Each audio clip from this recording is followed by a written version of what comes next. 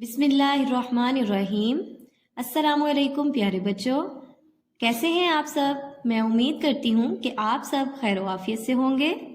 باب چہارم سبق نمبر 5 غلطیوں پر معافی مانگنا کے مشقی سوالات ہم کر رہے ہیں۔ سوال نمبر 1 کے جز نمبر 1، 2، 3 ہم کر چکے ہیں۔ آج ہم جز نمبر 4، 5 اور 6 اپنی کاپی پر کرتے ہیں۔ آئیے اب ہم اسکیچ ریڈی کرتے ہیں۔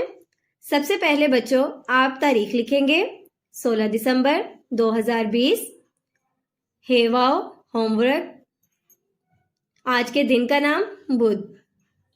باب چہارم سبق نمبر 5 غلطیوں پر معافی مانگنا۔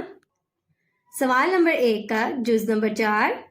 قرآن مجید میں اللہ تعالیٰ نے غلطیوں کی معافی کے حوالے سے ہمیں کیا حکم دیا ہے؟ میرے بچوں، جیسا کہ ہم نے سبق میں پڑھا، قرآن مجید میں اللہ تعالیٰ نے آپس میں ایک دوسرے کی غلطیاں معاف کرنے کا حکم دیا ہے۔ اس کا جواب ہم اس طرح لکھیں گے۔ قرآن مجید میں اللہ تعالیٰ نے آپس میں ایک دوسرے کی غلطیاں معاف کرنے کا حکم دیا ہے۔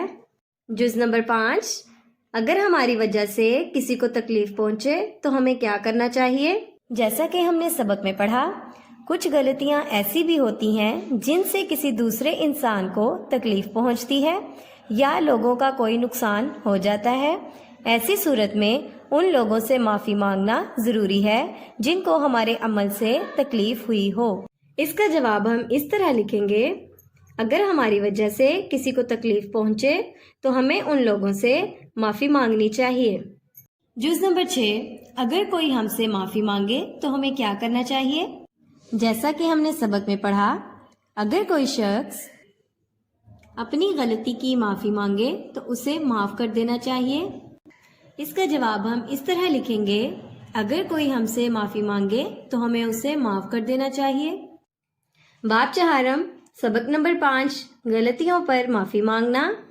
سوال نمبر 1 کے جز نمبر 4، 5 اور 6 ہم کر چکے ہیں۔ اب آپ نے بھی اسے اپنی کاپی پر لکھنا اور یاد کرنا ہے۔ اپنا بہت سا خیال رکھیے گا۔ اللہ حافظ۔